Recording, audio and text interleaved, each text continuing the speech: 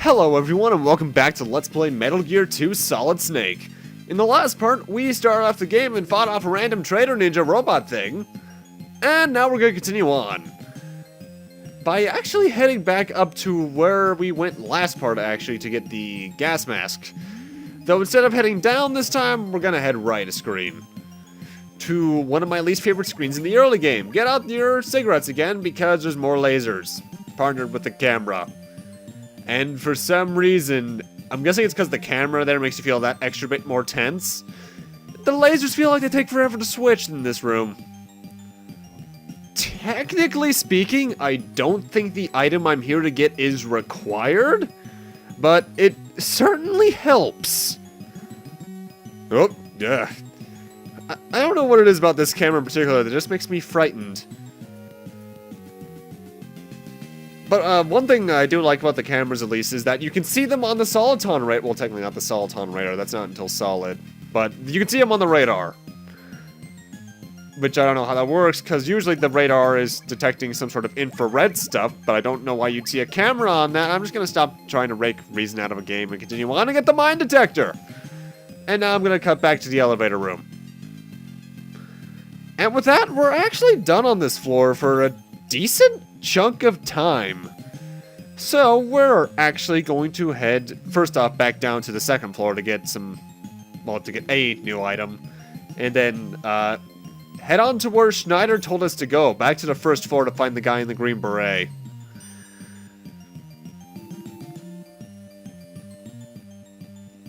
Not gonna lie though, I chuckle every time I see this loading screen, because that's just a funny looking face.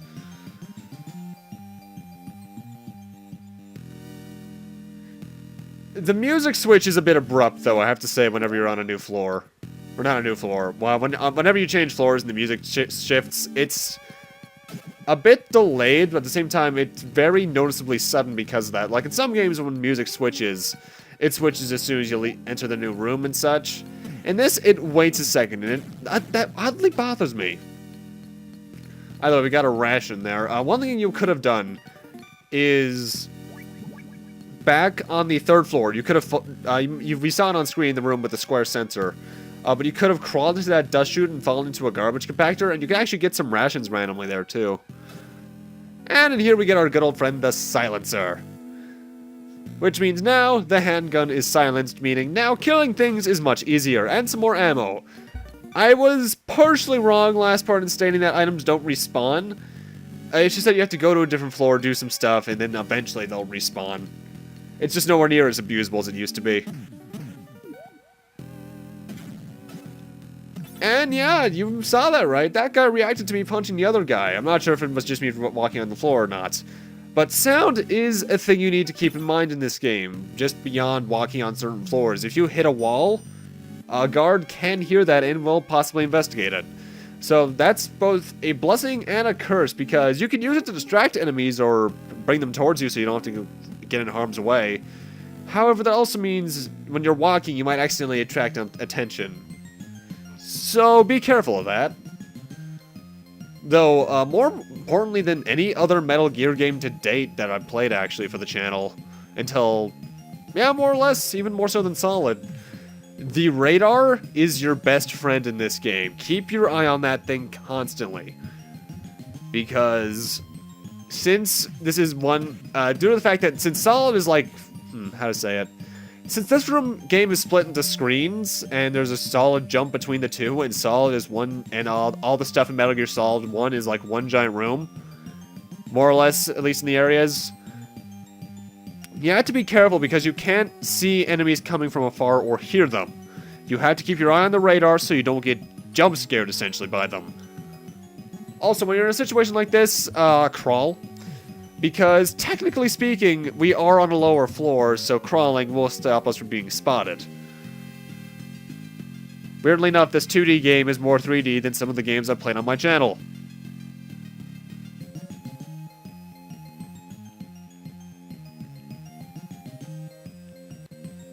And on this next screen, there's actually something pretty interesting, too. You can see there's a bit of a crack next to the staircase. You can actually crawl into that, for some reason. I forget if there's anything in there. Oh, hi there, dude. Bye there, dude. Anyway, with this door right here, we want to enter it with keycard number 2. And there's our green beret. Let's follow him around, shall we?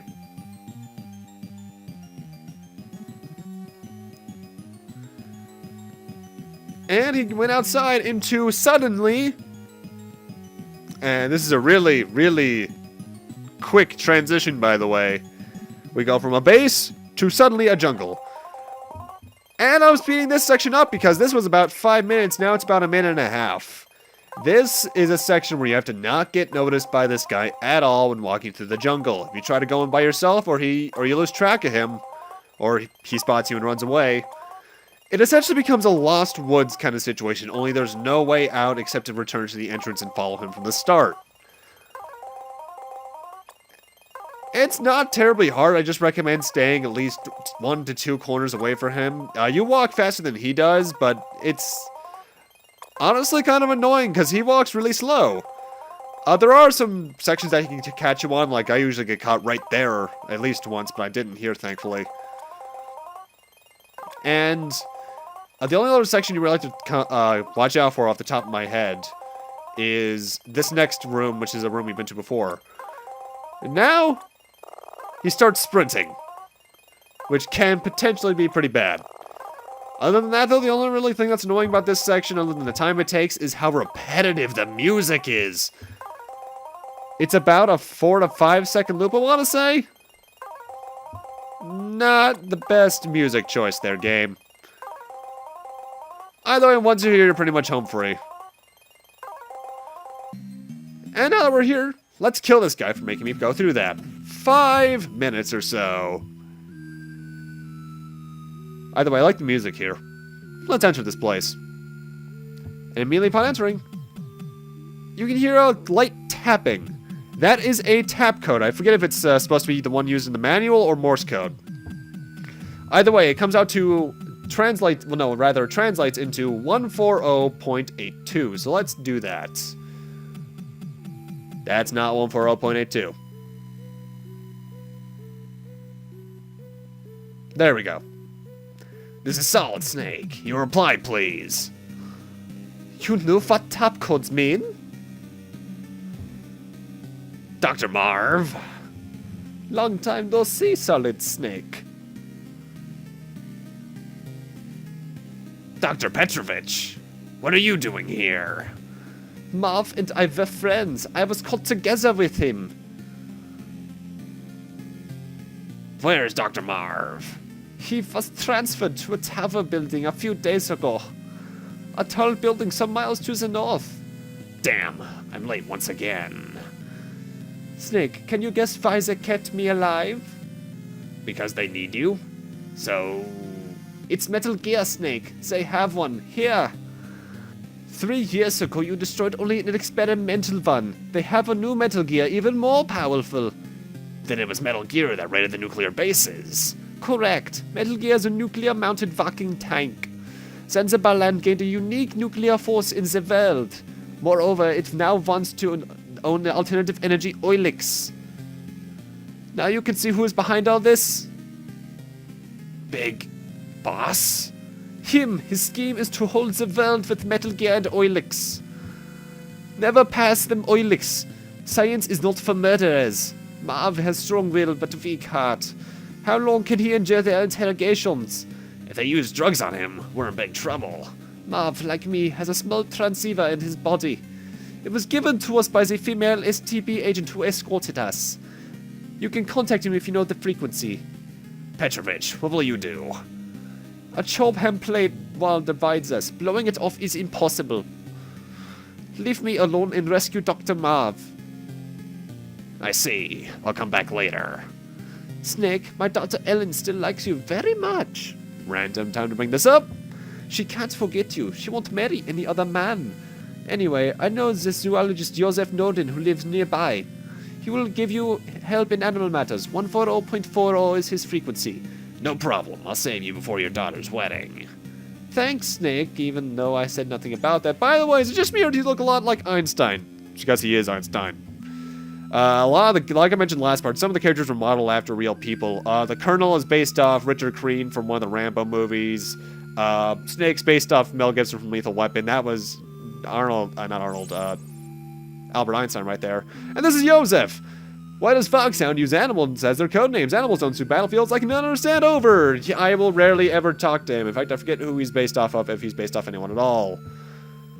I know who 3 other characters are based off of, but those are plot important characters and I'm not going to spoil the names of. Anyway, now that we've followed old Green Beret through the area, we can now fully explore the jungle on our own, as you can see by the radar. So let's head east. Now, as for the tap codes that Petrovich was just mentioning, I should go over those. They were a method of anti-piracy in the original game, because the way to learn them was in the manual. Snake, watch out, you're in a minefield. Who are you? Just one of your fans. Do well. And this guy's telling the truth, we actually are in the middle of a minefield. If we put on the mine detector, you can see on our radar, there's a ton of mines, which I'm going to crawl over to collect. I'm going to speed that up right around now. Anyway, the original tap codes were based on a 5x5 grid of letters representing the letters of the Latin alphabet, except for K, where C was used to represent. Each letter was communicated by tapping 2 numbers, the first designated the row, and the second designated the column. The letter X was used to break up sentences. The tap code requires the listeners to discriminate the timing of the taps to isolate letters. For example, to specify the letter A, one would tap once, pause, then tap once again. Like, to communicate the word water would be 1, 2, 3, 4, 5, 1, 2 for W, 1, 1 for A. Oh, well, first. You're walking on Nariko sand. It was important as far as Okinawa from Nihon. Be careful, the sand squeaks when you walk on it. Bye. Yeah, it's pretty much another one of those tile grids. And by the way, that's a terrible mistranslation. Nihon is supposed to be Nippon, which is Japanese for Japan, essentially. Either way, going back to the tap codes. T would be 1, 2, 3, 4, 1, 2, 3, 4. E would be 1, 1, 2, 3, 4, 5. R would be 1, 2, 3, 4, 1, 2. And some things would be abridged, like good night and God bless you would be GN and GBU. And it's only ever used, I think, 2 or 3 times in this game. Only, like, 2 of which are required. That one that we just saw and one later on. And honestly, it's kind of stupid. Mostly because in the later versions, as I mentioned, there's no manual for them to put that in. So you have to look that stuff up. Now, for the original game, that's a really immersive way not only to keep piracy away, but to, what's the word, immerse the players into the game's world, because having tap codes like that would be something that you'd have in like a survival manual in a situation like this. Also, you can see on the radar, there's a giant white rectangle on the top left. Don't go onto that screen yet. That is the 3rd boss. We haven't fought the 2nd one yet. By the way, the tap codes, they're cool in concept, but they're not used much, and honestly, when they are used, since you don't have the manual more often than not, it's kind of pointless to do them. Either way, we're back here. They say swamp is dangerous because you will drown, but a big truck ran over there, believe me? And this kid is telling the truth. You will drown in this swamp. Except for very specific portions where there's a path. Just follow the path I'm more or less taking, and if you fall off, just go back in the opposite direction that you came from to get back onto the path. This is more annoying than anything. However, I will say, if you start drowning in the mud, it is not damage. If you gotta go all the way down, it is an instant kill. So be careful. Especially if you haven't saved yet like I have. Though, mind you, if you're playing this on an emulator, I will tell you this. Saving's kind of hard to do for some reason. Especially when you rebind the keys. When you're playing it on the other versions, like Subsistence and the HD collections, saving's not a real problem at all. I think they gave it its own codec communication thing. I think. Keyword. It's been a while. And plus the game runs a bit faster on those versions too. Trucks go in and out here many times. That was great dialogue there, game. Either way, we're pretty much done with the swamp now, actually, once we head up into this next area, which leads to the arsenal. But with that, and me slowly waiting for this guard to come over here so I can punch him out, I'm gonna need to end this off here. Thank you guys for watching, and in part 3, we'll be checking out the arsenal area and seeing what we can find around there. See you guys then as soon as I open this door. Okay, yeah, bye.